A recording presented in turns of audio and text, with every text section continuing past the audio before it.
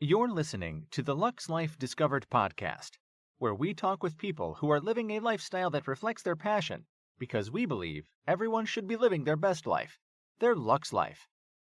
The show is hosted by Rick Steiner with Steiner Event Group, a premier national event planning company, and co-hosted by Shannon Richmond, the Vice President of the Panama City Beach Chamber of Commerce.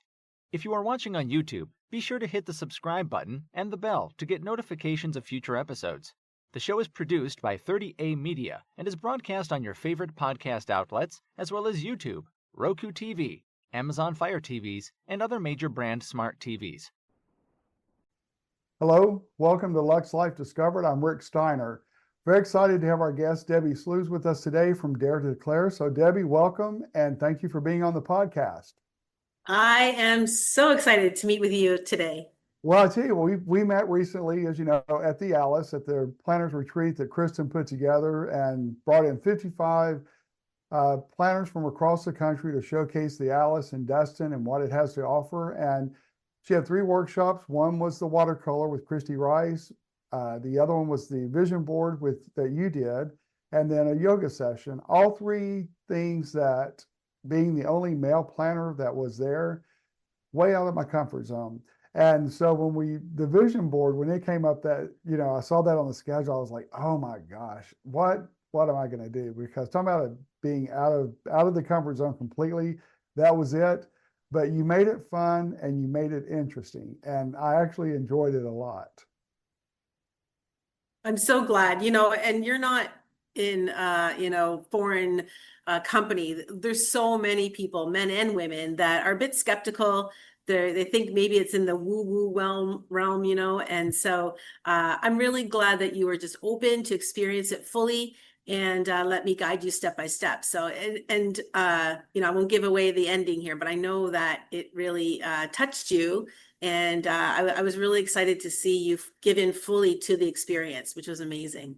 It's good. It's on the side of a cabinet in my office, so where I sit at my desk, it's off to the back side of that cabinet where I can see it. So I did put it up. It is there, and so I did what you said. So you can see it every day, is what you're saying. Yes, definitely. Excellent. And then, so tell me how you got your whole vision for Dare to Declare and how this all began for you.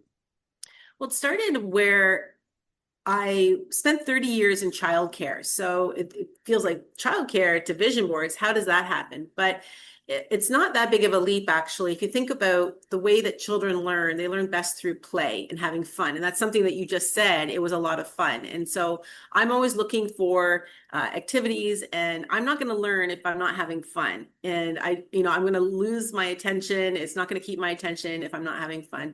So I know that children learn best through play, but I also I'm very curious, and in the new research that we're understanding about the way our brains develop and neuroplasticity. And so what I knew as an early child educator expert is that a child who doesn't receive the love and attention that they deserve, a child who's been abused, the brain actually shrinks, like physically shrinks, because the brain prunes itself. So that's why it's so important. Now we know as parents, we need to be reading to our children. We need to give them lots of vocabulary. We need to have the touch. This is why screen time can be so dangerous, because they need to have that eye contact from their parent, because the brain actually grows. And so that understanding around children's brains, and then connected into this idea of neuroscience, there you can maybe see the connection there, and the fun and the play. And then I'm also Christian, and so I was just curious around how can I live fully? How can I step into living a life of gratitude? Because I'm adopted, so that's another part of my story, and that I was adopted at 5 months old, and I've met both of my biological parents. And what I know, it's like being in the twilight zone. I can see what my life might have been had I not been adopted. And so, because I had siblings, actually one has already passed away, and the other, it's living a very challenging life. And so what I know is that God scooped me up as a baby and said, no, you're not supposed to be with this family. You're supposed to be over here. And so I feel this inner movement within me to say, how can I demonstrate gratitude for that? And the way that I do that is to live out my life fully. So with those pieces of it, of the puzzle as well, going back to my early years background, I'm in Ontario, Canada. That's where I live. And my childcare was one of 7 in my province that we piloted this new way of being for children. It came from Italy, Australia, and very cutting edge kind of way of being with children, much less artificial, more like the child leads the play. And so my childcare was one of the first to implement this in my province, and it had a radical transformation with my employees, well, with the children. The parents noticed it, and so people asked me to start sharing my story, like what's happening with the culture of your organization. The kids are calm and happy, and nobody, wants to leave. Everyone, you're attracting some of the best employees. And so that storytelling turned into public speaking. And I realized, maybe I could make a bigger impact, because my team was 75 people at that time, but I was starting to speak in front of hundreds and more, thousands of people around my province. And so all of that combined gave me this intuitive thought that, what if I'm meant for something bigger? And so I started to research. I found the work of Jack Canfield, Chicken Soup for the Soul. Right. Many people know his book, and he's also the godfather of vision boards. He wrote the book, The Success Principles. And so I started to consume all of his information online and realized that I think vision boards was going to be my tool to really put all those pieces, all the things that I had on my heart that I wanted to express and then share with others. And the other piece of this is I realized, I wasn't even sure then, but I suspected there was no one else doing it like this. And so I created my own curriculum. I built a studio with my husband in his warehouse on the second floor of his drywall and trim and paint warehouse, very industrial space, and then I built a very feminine space for the vision boards, and opened up shop in 2018. So how was the reception when you opened up the vision board part of it? Because I could see people like me being skeptical, and then some that really embrace it. So what was your initial response? So I went back to what I knew. So I was still in childcare. I was actually straddling both. I was still doing my role as childcare director of a multi-site, not-for-profit, and doing vision boards on the weekends. So I went back into the early years field and I said, I have something really unique.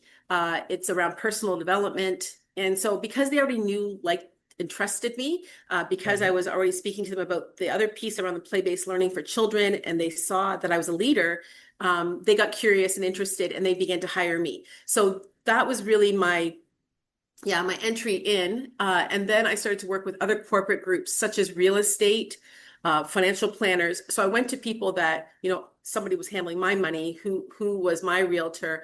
So I started to work with teams who also deal in the business of imagination, because if you're a financial planner, you need to imagine what your future is going to be. If you're going to sell real estate, imagine your business or your home being there.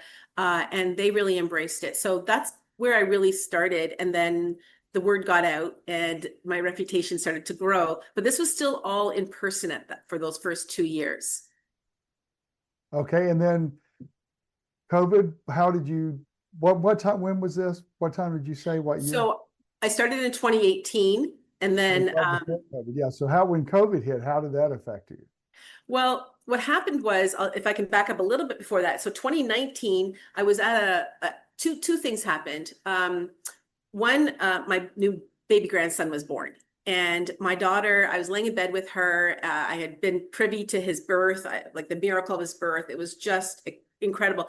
And we were laying in bed together, my daughter and I, the baby beside us, and she whispers, "Mom, why don't you leave your job?" And I said, "Oh, honey, I'm making $60,000 a year. I'm hanging on to that paycheck. That's really scary to step into being an entrepreneur full time." And so that she planted a seed, why don't you? What's stopping you from stepping full time into that? And what I knew was the fear of scarcity around money. I had a situation around my health earlier that year. A family was suing me for some wrongdoing that they thought was of mine, and I was exonerated, but it took a whole year a file like that with lawyers and all the things involved. So the stress of that had actually caused me to have a mini stroke at work. And so, so I knew my health was also an issue if I continued to stay at the pace and where I was. Right. And then the second thing that happened was I was at a conference and a woman posed this question. She said, "What's the price you're paying for not following your dream?" And I thought, well, the price is my health, actually, because now I have a permanent little spot on my brain from this little mini stroke. And then she followed up and said, "What's the price those around you are paying for you not following your dream?" And I thought, my little grandson, he's paying the price, and my daughter. And my daughter actually has a twin as well. And so I thought my four kids, like, they deserve to have a mom who's also present and who's stepping into her passion, into her dream. I get to also show that this is possible. So in that moment, that was October 2019, I decided I was going to give my board of directors notice. Now, I gave them notice, and I gave them 6 months because I'd been there for 30 years, and that was January 2020. So this is just before COVID Perfect happened. timing. Yeah. Yeah. And so really scary. I was preparing, I was hiring my successor. I was cleaning up all my, I had 3 offices. So if you've ever moved before, like, just, I had stuff all over. My fingers were through everything in this organization, even though it was not for profit. I treated it as though it was my own. So really wanted to clean things up. And then in the middle of that, a pandemic happened. And all of a sudden the childcares are closed. Families want to know what's happening. This is when we thought it was going to maybe be 3 weeks. The health unit keeps changing the regulations. People are wanting to know who's going to, be our new boss, all the things. And so what I did during that time was I hired a coach. So I do what I say other people, I say hire a coach, but that's what I did. I hired a coach.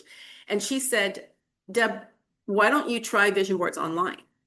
And I said, "I don't know if that's going to work." So what I did was I did a little mini workshop called a power word, which is a word for your year. Now, you and I didn't do that workshop together, but this is a smaller one that I do, which is only an hour or 90 minutes.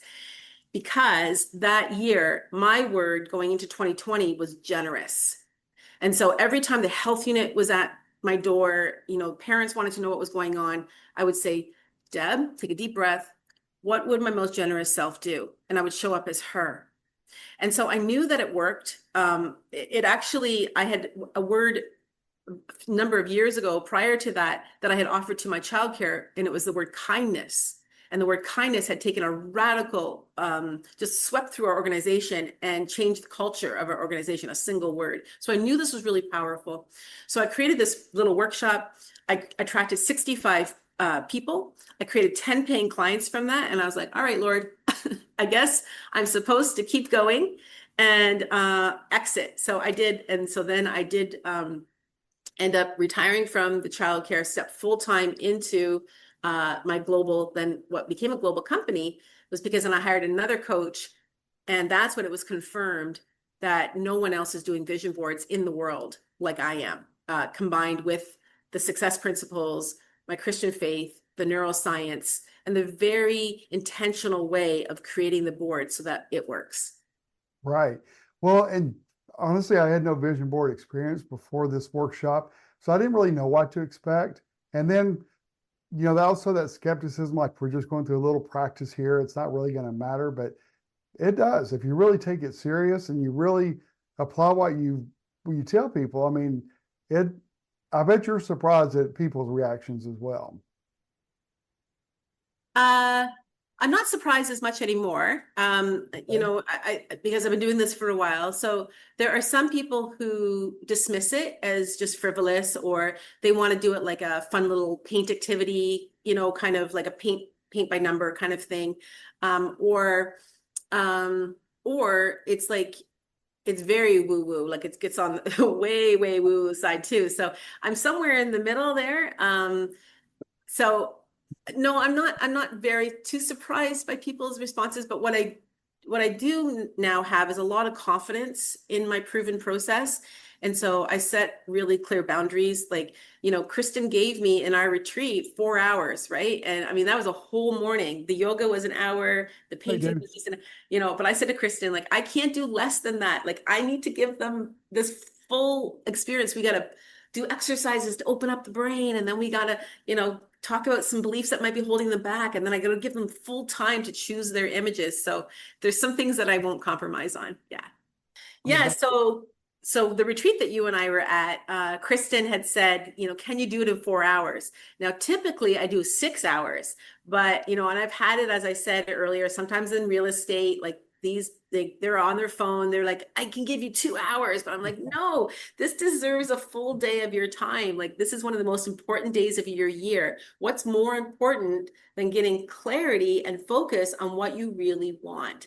And so, so Kristen and I came to the compromise of the 4 hours versus 6. I took a few things out, but now I know it can be done in 4. But yeah, there's some things that I won't compromise, and that I want to make sure that people have the most optimal experience as well, because I hope that you have that, Rick, like you've already got yours sitting there, that, your board is attractive to you and that you want to use it because it's a hardworking tool. Well, and I'm glad that you don't compromise and try to do like a even quicker version of what you do, because people would lose some of the that touch and that just the whole experience, because they would leave thinking, well, that was quick, or whatever. They wouldn't get that whole experience. So I think it's good that you do that. Well, there's a framework that I use that's called, it's right in my title of my company, it's Dream, Discover, Declare. So Right. that's the framework. So we get into the dreaming because most of us as adults, we've kind of forgotten how to dream unless we're in the business of that. Like it's or we're like a creative, like an artist or maybe a interior designer. But many people have forgotten how to dream like they did when they were little and children. So I like to have exercises to dial that up, to ask questions like, if you had all the time and money in the world, what would you do? Or the exercise that you did, what do you want? Where I set it on a timer. So it's just like really fast. You just got to spit it out, what it is that you really want. And then the discover is where you get into the materials, like the actual physical images, and you allow your intuition to speak clearly. Like, okay, what do I want? I thought I wanted these things, but maybe that's not what's really most important in my life. And so you're just looking at the images, feeling it in your body as you make those choices. But then the other piece I think that makes my process really unique is the declaring piece. And I know that you really enjoyed that too. And that's one of my favorite parts of the day, is when everyone holds their board and then, they say it out loud as if. So it's not like, oh, I hope, I wish, but declaring it as though this is already happening in their life. So so dream, discover, declare. So those are the 3 pieces of my framework that, I don't want to compromise on. Okay. And I think that's great. So, and you have a Dare Declare workshop coming up next year. Do you want to talk about that a little bit, and your Sure. guest speaker and MC? And Yeah, so it's a conference and it's going to be in Niagara Falls. For those that are Canadian, be a little more specific, Niagara on the Lake. So it's just outside of Niagara Falls. It's a beautiful, historic little town.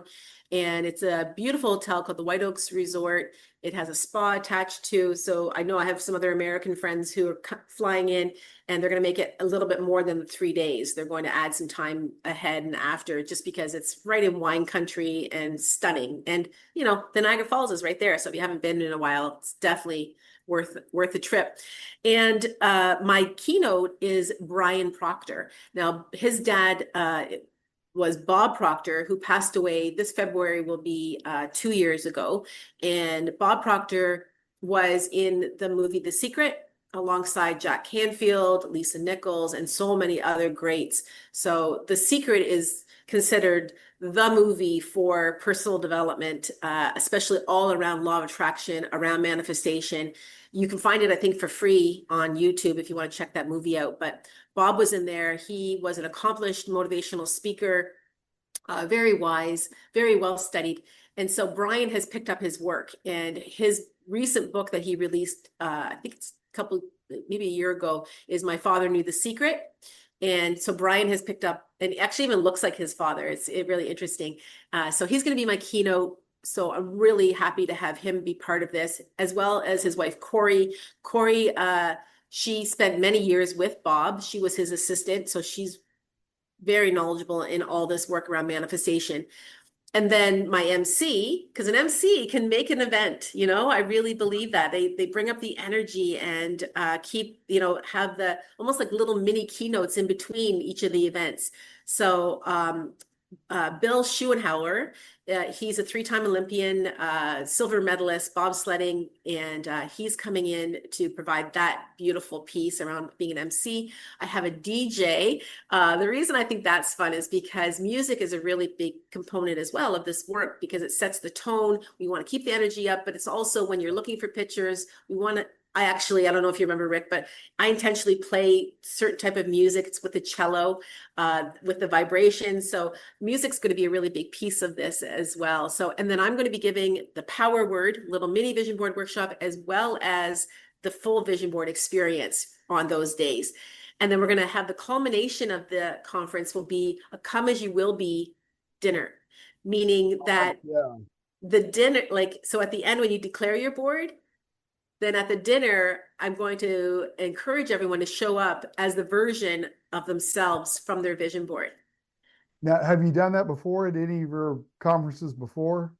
This is my first conference. Okay, all right. But it is a Jack Canfield activity. I am certified as a Canfield Success Principles trainer.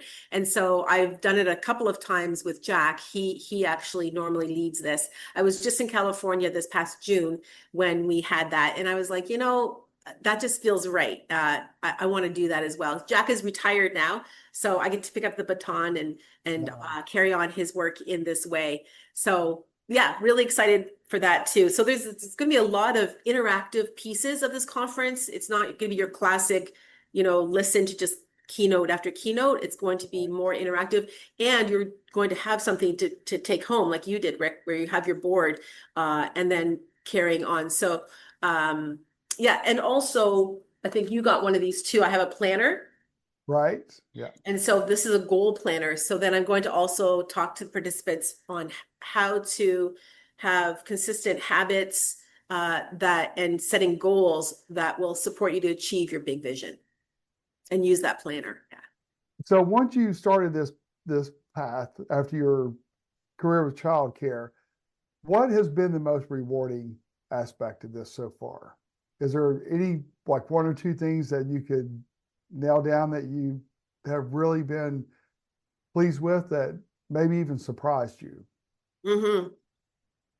I now have a legacy business. That surprised me. I did not start out my business thinking that I would be training others. So I had my studio, I was doing vision boards, and like I said, then I found out through COVID that I was doing them in a very unique way because people from the UK, Ireland, the United States, Canada were all telling me, Deb, no one's doing vision boards like you. And then they asked me, could we use your stuff? Like, you know, I'm like, sure, just give me credit, I guess. I don't know. Because they said, well, everybody does vision boards, but no one knows how to do them with a framework like yours and very intentionally and with the results that you're getting. So I just felt this big nudge again, just like I had when I started my company. And it was like the Holy Spirit was like, beep, beep, beep. You need to do something bigger. And so that's when I got to level up. And so I hired a course content creator and then I created an academy. So now I train trainers to use my proven process in their business. And so in the last 4 years, we have 60 graduates and in 5 different countries who are now using the Dare to Declare vision board framework in their business. And when you ask me that question, what's so rewarding is knowing that I created it and I really had it for early child educators. That was on my heart. Like I wanted to support people that are working with young children. Now I have people that are working with families in grief.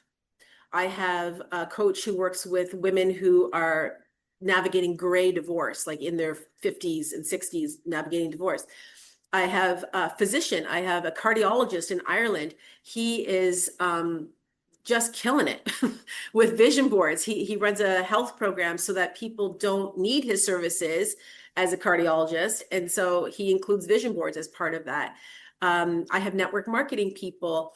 I have graduates who are Indigenous. And so like I get goosebumps every time I talk about it. So she said, Deb, the vision board is bringing the youth back to the lodge. And so there's a whole movement here in Canada for reconciliation, because there's such a scourge on our history and the way that we were with Indigenous peoples, and pulling children from their home and putting them in residential schools. And I mean, it's just horrific what happened with the children, and we're finding graves of just children. So there's a whole reconciliation movement, and the two ladies who are part of my academy now are part of that reconciliation movement. They speak in front of universities.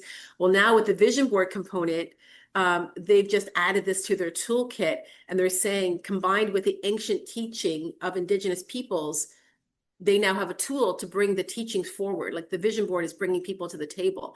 So it's just so exciting that, like, I have one idea, and now the ripple effect, I don't mean to sound cliche, but the ripple effect, that's like, I never expected that. And every time one of my clients is working with mothers and daughters, or, like Kristen, with wedding planners, within the bridal industry, that we could do a vision board for couples who want to plan their wedding. There's so many applications. I just feel this overwhelming sense of gratitude. Well, you cover like the financial part, the real estate market, agents, that type of thing. I would have never thought about all of that being part of it, much less the other areas that you mentioned. So it really covers every aspect of life, doesn't it? It really does. And actually, this weekend, I'm flying home, and I'm going to be speaking in Niagara Falls in front of 200 realtors. From the stage, I'll be delivering that little power word, so a word for their year. So yeah, so it just, so many different genres that it fits into. But it also, I've worked with children as young as 10 years old. And the really cool thing can I share a quick story about that? Yeah. So it was in a private school, and the teacher brought me in, and instead of asking the kids, if you had all the time and money in the world, what would you want? Because I have 4 kids. My kids didn't care about money, and my kids didn't care about time, really. Like, they just didn't really pay attention to those things. So I said to the children, if you had all the help, all the resources that you needed, what would you do to make the world a better place? And so the kids got really into that provocation, into that question. So I had a little guy, and he came up as they were completing their cards. He's like, Mrs. Sluys, I can't figure out my word. And I said, oh, well, let's go back to that initial question. What would you do if you had all the help you needed? How would you make the world a better place? And he said, well, you know how there's some diseases that don't have cures? And I said, yes. And he said, I think that the answers are in the ocean. I was like, my mouth dropped open, and I said, you are going places. I'm going to keep an eye on you, fella. Like, amazing. And so I said, you sound like you're an adventurer or an explorer. He said, I am an adventurer. So imagine at 10 years old having that spoken over you. I am an adventurer. How that would impact decisions going forward. If someone tries to make you less than, to say, no way, I'm an adventurer. I can tackle this. I can do this. Exactly. So, yeah, it's just incredible that I love working with kids, because, if the earlier the better. We can start to instill these kind of affirmations. Words will stay with them forever and give them power that, somebody else would have maybe kind of like, brushed off and not really thought about, but that's going to have a huge impact on his life. I truly hope so. I believe so. Yeah. Because I know it does for adults. So I can only imagine for children.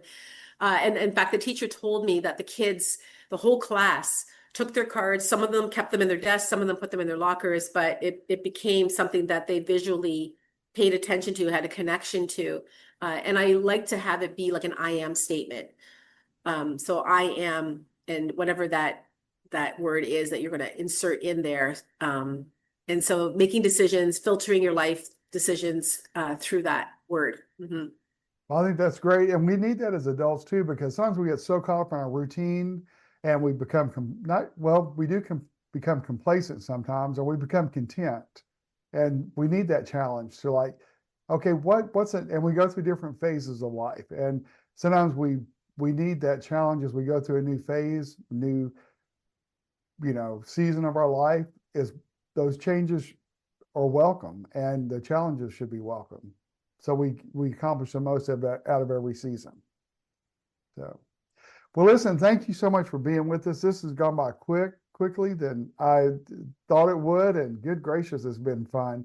And like I said, so nice to meet you at the Alice in Destin last week. That seems like that's been a month ago, but it was just a week ago. It's crazy. And so we've got your information up on the screen here for people to contact you. And you're on Instagram, and we're at your website and email. And so anytime you want to come back on and share another adventure you're on or another part of your life, we'd love to have you back. Thank you so much. I really appreciate being here and your insightful questions and drawing out these fun stories. So thank you for giving me the space to share that. Oh, you're welcome. And thank you for joining us for Lux Life Discovered. We'll see you next time on our next episode. Check out Lux Life Discovered on Facebook and Instagram and on 30a.tv. See you next time on Lux Life Discovered.